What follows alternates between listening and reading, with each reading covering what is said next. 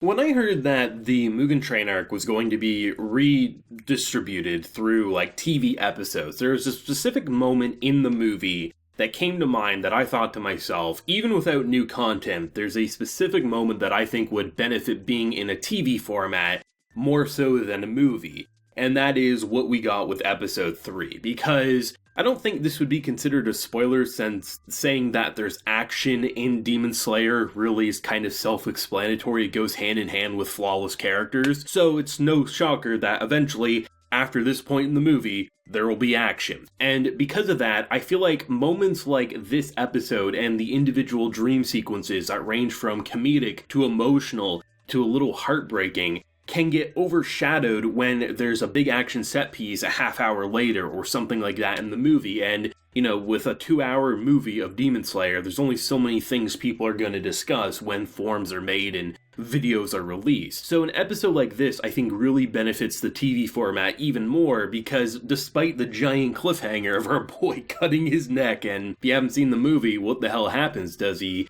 actually end up hurting himself?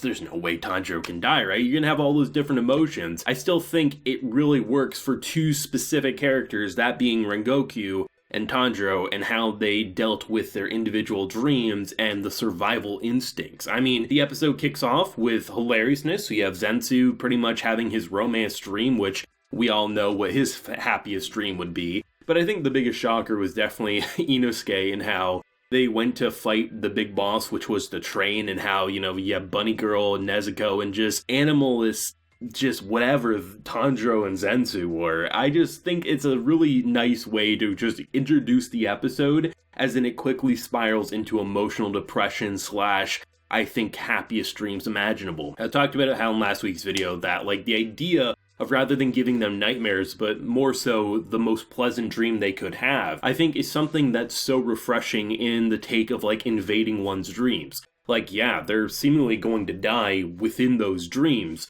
but death by your pleasantest dreams, you get to live out your reality. For Tanjiro, having his family back. I mean, it's hard not to say, would you really want to face reality of a runaway train and demons that might kill you slowly and painfully? Or do you want to eat your favorite food with your family who aren't torn to piece, and your sister can go in broad daylight and pick vegetables? So when it comes to someone like Rengoku, it's pretty insane that the happiest dream he can imagine is the most realistic, that his father, who used to be this very cheerful guy who trained them with everything he had, now gives no shits that he became the first Hashira, and just everything like that. And to see the realistic take that he gave to his brother, didn't sugarcoat it. Father didn't care, but, you know, it's not going to push me away, and it shouldn't push you away either. You have something I don't. You have a big brother that encourages you.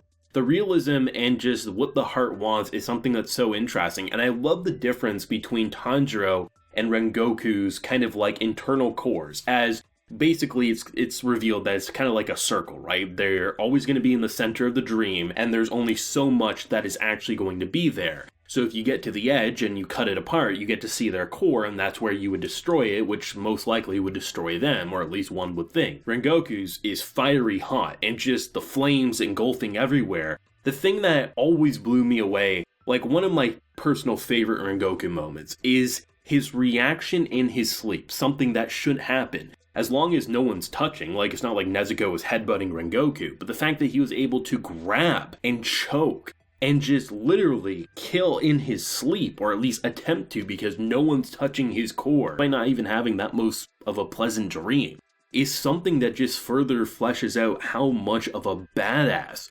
Rengoku truly is. And the contrast of having Tanjiro's, where you have one trying to kill Rengoku, destroy his core, gets basically choke slammed across the goddamn globe, it felt like, and it's fiery hot, because that perfectly matches both his passion, but also his anger when it comes to fighting demons. And then you have Tanjiro, this like almost vast and just limitless sky that's beautiful, and just, you can tell, has a very different effect on the person that's basically tasked with destroying Tanjiro's core. And I really, really like that. The scene where Tanjiro pretty much interacts with Tanjiro, revealing that it's a dream and they're sinking in the ocean, I always thought that was such a beautifully directed sequence, and even a second time, it's still just as beautiful to me. And it's so heartbreaking to see him come to the realization and try to escape, and just realizing that, you know, on one hand, he's probably thinking, even though it wasn't said, that he wished he didn't realize, because how could he not want to? He should still be making charcoal. He should still have never picked up a sword. He should just be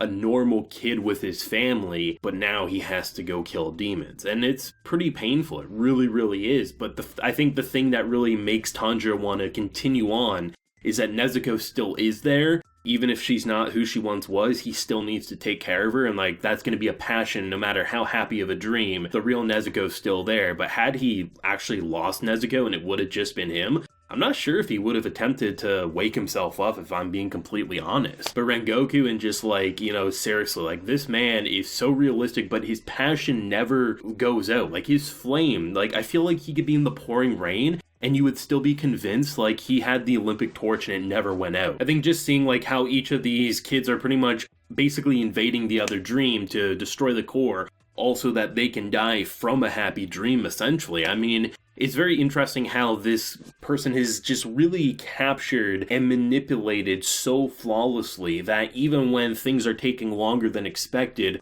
well, you're buying me time, so I don't really care. It just really feels like episodes like these work so much better, at least for me personally, in a TV format, because people, and myself included, I mean, I really love this point in the movie, and I believe I discuss it pretty in length in the movie review, but it's just like there's something about really consuming it weekly and reflecting on it for 7 days, coming into next week with that cliffhanger, and it just really leaves you wanting even more. At least I know that's how I find it anyway. Like, I know not everyone who watched the movie is going to be rewatching it because, you know, you got the completely fresh episode 1 and the rest is just some minor cuts, mostly at the end of the episode after the credits, which this week's was really well done and I thought kind of sweet given everything that we had. And then of course you get the new opening and the new ending, which I'm still blown away we're given as much quality as they were given, because they're only going to be around for 6 episodes, yet they delivered like something that was going to be there for an entire season. Like, I'm still blown away by what they did, and it's going to be interesting to see just how crazy the music will be when we get into a fresh arc. But like, Demon Slayer, I said it last week, and I was expecting to say it going forward after watching the original episode 1. That's even better a second time, and you could rewatch this arc as many times as possible and probably find new things to appreciate. Sitting on a train, having your wildest dreams, seeing Nezuko, you know, bruise herself, bleeding, and just trying to wake up her brother. Such some powerful moments with some hilariousness to kick off the episode, which you probably weren't expecting if this was your first time, that it would end as kind of emotional given how it started out with the silliness. But let me know your thoughts and feelings down below, your favorite moment, and what was your personal favorite dream out of the 4 that we got to experience. Leave a like if you enjoyed and subscribe if you're new around here. So until next time, everyone, please take care and have a good one.